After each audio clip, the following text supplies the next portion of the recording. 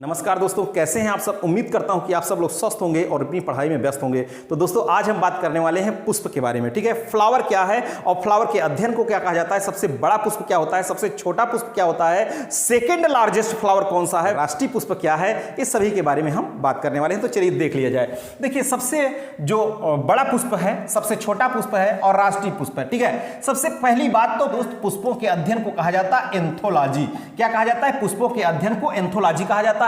और सबसे largest flower क्या है, रेफ्लेसिया। आप जानते हैं सबसे बड़ा पुष्प किसका होता है, रेफ्लेसिया का। सबसे छोटा पुष्प होता है वोल्फिया का। और राष्ट्रीय पुष्प क्या होता है, लोटस। आप जानते हैं, इतनी बात जानते हैं। तो ध्यान दीजिए, लार्जेस्ट फ्लावर में रेफ्लेसिया अर्नाल्डी है। इसे सामान्य भाषा में मॉन्स्टर फ्लावर भी कहते हैं। और ये पैरासिटिक प्लांट होता है। क्या होता है दोस्त, ये पैरासिटिक प्लांट्स होता है। ठीक है, परजीवी प्लांट्स होता है। और इसमें एक खासियत और है, ये आप देख रहे हैं बिल्कुल जो फ्लावर है, ये बिल्कुल किसका फ्लावर है, रेफ्लेसिया अर्नाल्डी ही है। देख रहे हैं इतना बड़ा पुष्प है और इसमें इतनी बड़ी ताकत होती है। वैसे भी पुष्प में पहले से भी बहुत बड़ी ताकत है। ये प्यार मोहब्बत से लेकर के मार दंगा तक करा देता है। देखिए, प्यार मोहब्बत, अगर किसी को आपने पुष्प दिया और उसने एक्सेप्ट कर लिया तो प्यार मोहब्बत बन गया। अगर शायद एक्सेप्ट नहीं की तो उसका असर तो तुरंत ही पता चल जाता है। ठीक है, यकीन ना हो तो आप चेक भी कर सकते हैं। ठीक है, अब देखो इतना बड़ा ये पुष्प है, इसमें भी पावर है। अगर हम इसके रेफ्लेसिया के पुष्प को उठाकर आपको मार दें फेंक करके, तो आप कहोगे अरे भाई भाई बचाओ मुझे, मैं तो दब भी सकता हूं, इतना बड़ा ये फ्लावर है। ठीक है, और तो देखिए ये सबसे बड़ा पुष्प है किसका, रेफ्लेसिया का, रेफ्लेसिया अर्नाल्डी। और इसमें जो जड़ तना पत्ती होती है थोड़ा सा बहुत मिनिमम होते हैं। ठीक है, और जो स्मॉलेस्ट होता है, सबसे छोटा पुष्प होता है वोल्फिया ग्लोबोसा। इसे वाटर मिल भी कहा जाता है। क्या कहा जाता है, इसे वाटर मिल भी कहा जाता है, वोल्फिया ग्लोबोसा अथवा वाटर मिल। ये आप देख रहे हैं बिल्कुल। अब इतना बड़ा बड़ा ना समझ लेना भाई, इतना बड़ा बड़ा पुष्प है। ठीक है, बहुत छोटे होते हैं, तो इस यहां पर ऐसा जूम करके हमने दिखाया है। और जो नेशनल फ्लावर होता है तो सभी लोग जानते हैं। ठीक है, देखे ही है, लोटस है, अर्थात कमल जो है राष्ट्रीय पुष्प कहा जाता है इसको, निलंबो। तो ये क्या है, निलंबो न्यूसीफेरा। क्या है दोस्त, निलंबो न्यूसीफेरा। आप ये बिल्कुल देख पा रहे हैं। ठीक है, ये क्या हो गया, ये हो गया कमल। ठीक है, अब बात करते हैं, अगर हम आपसे क्वेश्चन करें, ये तो सबसे बड़ा पुष्प कौन सा हो गया, सबसे बड़ा पुष्प हो गया रेफ्लेसिया। लेकिन दूसरा सबसे बड़ा पुष्प क्या है दोस्त, इससे भी, ये तो हैवी है लेकिन वो भी थोड़ा सा टॉलेस्ट हो जाता है। ठीक है, कैसे टॉलेस्ट, तो देख लिया जाए उसको भी। दूसरा जो सबसे बड़ा पुष्प है वो क्या है, देखिए जरा यहां पर ध्यान दीजिए। सेकेंड लार्जेस्ट फ्लावर कौन है, एमार्फोफेलस टाइटेनम। क्या है, एमार्फोफेलस टाइटेनम है, ये सेकेंड लार्जेस्ट फ्लावर है, दूसरा सबसे बड़ा ये पुष्प है। आप देख रहे हैं इतना बड़ा होता है, शायद हम ऐसा देखेंगे तो भाई साहब ये पुष्प कैसे दिख रहा है, नहीं दिख रहा है। ये आप इनको देख रहे हैं। ठीक है, ये आप बिल्कुल ऐसे देख रहे हैं ना, इस तरीके से देख रहे हैं, लेकिन हम आपको बता दें इस तरीके से नहीं। ये जो पुष्प है थोड़ा सा बड़ा होता है, इनको थोड़ा सा आप ऊपर मुंह करके अपना देख सकते हैं। शायद इसमें आग को उठाकर किसी बंद कर देना, इसमें घुस जाओगे पूरा, इसमें आप पूरा का पूरा क्या करोगे, समा जाओगे। समझ रहे हैं, इतना ये काफी लंबा होता है। ठीक है, और एक खास बात और पुष्प के बारे में कि flower is reproductive organ of the angiosperm. जो एंजियोस्पर्म के पौधे हैं, जितने भी एंजियोस्पर्म के पौधे हैं, सभी में जो पुष्प होता है ये रिप्रोडक्टिव ऑर्गन्स होता है। ठीक है, मुख्य जनन अंग होता है यह पौधों का। अगर पौधों में पुष्प ना हो तो क्या पौधे फिर से उसमें जनन हो पाएगा, नहीं। अब वो बात अलग है कि कुछ पौधों में जनन इस तरह से होता है कि उसको कई भागों में काट दीजिए और गाड़ दीजिए तो नया बन जाएंगे, वो अर्धी जनन हो जाता है वो। ठीक है, लेकिन जो जनन की बात आती है तो जनन तो वही ट्रू है जिसमें क्या होता है, सेक्सुअल रिप्रोडक्शन होता है। और सेक्सुअल रिप्रोडक्शन होने के लिए फ्लावर का होना बहुत जरूरी है। फ्लावर ही है जो क्या करता है, अट्रैक्ट करता है लोगों को, हम लोगों को भी अट्रैक्ट कर लेता है। और अभी जो मैंने बताया आपको, ये आप देख रहे हैं बिल्कुल कौन सा, ये रिफ्लेसिया। इसमें जो परागण की क्रिया होती है ना, जो हाथी होती है, हाथी एलिफेंट, उसके द्वारा इसमें परागण होता है। ठीक है, किसमें, रिफ्लेसिया में। ठीक है, इतना बड़ा होता है। अब सेकंड लार्जेस्ट है तो आप इसकी औकात तो आप जान ही रहे हैं। बाकी देखते हैं कि जब आप पुष्प को देख करके आपका दिल मचल जाता है, जिस तरह से पुष्प होता है ना, पुष्प को देखकर दिल मचलता है, उसी तरह लोगों के फेस होते हैं। किसी को देखा तो दिल मचल गया, नहीं अगर समझ में आए तो गुचमुचिया गया, नहीं मचला। ठीक है, उसी तरीके से ये भी है, कुछ बड़े सुगंध वाले भी होते हैं। आगे देखिए, आगे हम बात करते हैं जो पुष्प के बारे में, थोड़ा सा समझिए। यहां पर पुष्प में मुख्य रूप से 4 चक्र होते हैं। कितने? 4 चक्र होते हैं पुष्प में, ठीक है। क्या क्या होते हैं 4 चक्र? यहां ध्यान दीजिए, ये थोड़ा सा हमने इस तरह से मॉडरेट किया है, इसको बनाया हुआ है।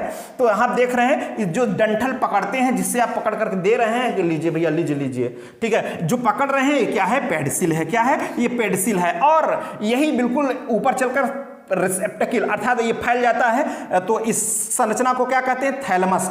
थैलमस पुष्पासन, जिस पर पूरे के पूरे पुष्प, पंखुड़ियां ये सब व्यवस्थित हो जाते हैं, उसे कह दिया पुष्पासन। और सेब में दोस्त, सेब में यही खाया जाता है, ठीक है। सेब में यही खाया जाता है। क्या? थैलमस। अर्थात सेब क्या है? सेब एक प्रकार का असत्य फल होता है। कैसा होता है? असत्य फल, क्योंकि उसमें फल का निर्माण ओवरी से ना होकर के कहां? ओवरी के अलावा पुष्प के दूसरे भाग से अर्थात थैलमस से होता है सेब, नाशपाती, ठीक है। तो उसका फल कैसा होता है? असत्य होता है। अब ये आप देख रहे हैं कि थैलमस हो गया, इसमें कुछ छोटे छोटे होते हैं, जो शुरुआती में जो बड होती है, शुरुआत में ऐसे घेरे रहती है, तो उसको कहते हैं, ये भाग क्या है? ये है कैलिक्स। क्या है दोस्त? ये है कैलिक्स, ठीक है। ये मुख्य रूप से संख्या में कितने होते हैं? 5 होते हैं, लेकिन कहीं कहीं ज्यादा भी हो गए, कम भी हो जाए, ठीक है। तो ये मुख्य रूप से ये जो 5 की संख्या में होते हैं, और ये क्या करते हैं कि शुरुआत में ये क्या करते हैं, ये जब बड कंडीशन होती है, कली होती है, तो उसको ये सुरक्षा प्रदान करते हैं। किसको किसको? इस रंगीन वाले भाग को, और इसके अंदर जो है मेल और फीमेल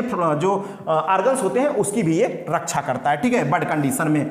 अब ये हो गया कैलिक्स। हरा वाला जो भाग है क्या है? कैलिक्स। कैलिक्स की इकाई को कहते हैं सेपल। अब देखिए, अगर इसको एक को नोच लिया ना, इसको एक को नोच लिया इस तरीके से, अलग कर दिया नोच करके एक, तो इसको कह दिया हमने, क्या कह दिया? इसको कह दिया सेपल, ठीक है। क्या कह दिया? इसको सेपल कह दिया। और ये मुख्य रूप से कैसे होती है? ये ग्रीन होता है। अब बात करते हैं जो पुष्प में सबसे सुंदर भाग होता है, वो क्या होता है? कोरोला, जो बिल्कुल लपलपाता रहता है, ठीक है, रंगीन होता है, वो क्या है? कोरोला है।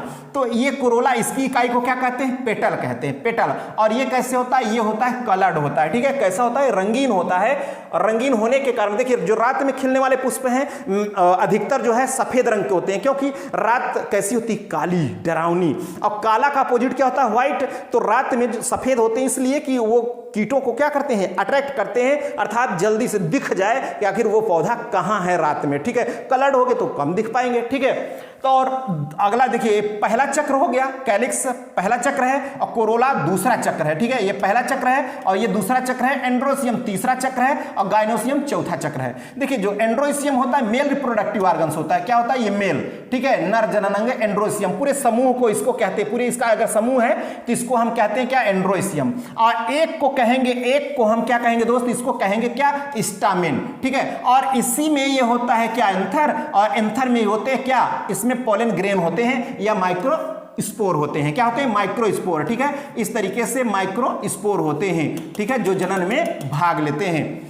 अब जो दूसरा है, यानी अगला चौथा चक्र है, वो है गाइनोसियम। गाइनोसियम, इसकी जो एक पूरा गाइनोसियम है, पूरी संरचना क्या है? गाइनोसियम। ढेर सारे कई मिलेंगे गाइनोसियम। एक को ले लिया तो एक को क्या कहेंगे? कार्पेल कहेंगे, ठीक है। और इसी में अंदर इसके होती है ओयूल। क्या होती है दोस्त? इसी के अंदर होती है ओयूल, ठीक है। ये हो गया फूला हुआ भाग, ओवरी हो जाता है। ओवरी अर्थात अंडाशय, और इसके अंदर जो ये संरचना है जहां सीड बनता है, इसे कहते हैं ओयूल। क्या कहते हैं इसको? इसको कहते हैं ओयूल, ठीक है।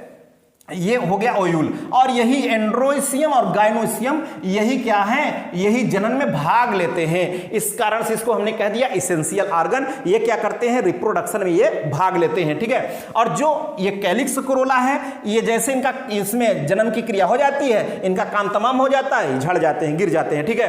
अब इससे कह दिया नॉन इसेंशियल। इसका मतलब ये है, नॉन इसेंशियल का मतलब कि ये जनन में भाग नहीं लेते, केवल ये अट्रैक्शन दे करके छोड़ देता है। कौन? कोरोला, ठीक है। आया कोई कीट यहां बैठा और हलचल मचाए, स्टिग्मा और ये स्टाइल और ये ओवरी, ठीक है। स्टिग्मा, स्टाइल और ओवरी, ठीक है। यहां से पोलन ग्रेन से यहां एंथर से पोलन ग्रेन जो है आ जाता है स्टिग्मा पर, और यहीं से फिर इसमें जनन की प्रोसेस शुरू हो जाती है, ठीक है। तो थोड़ा सा आज हम यह छोटा सा लेक्चर लेकर के आए थे दोस्त, लेकिन यह लेक्चर आपको कैसा लगा? थोड़ा सा अगर कमेंट बॉक्स में आपका कमेंट मिला मुझे तो अच्छा लगा, तो आगे लेक्चर मैं जारी रखूंगा और बेहतरीन ढंग से आपको जरूर बताऊंगा, ठीक है। तो चलिए आज की क्लास में यहीं तक, फिर मिलेंगे नेक्स्ट लेक्चर के साथ। ओके, थैंक यू, जय हिंद।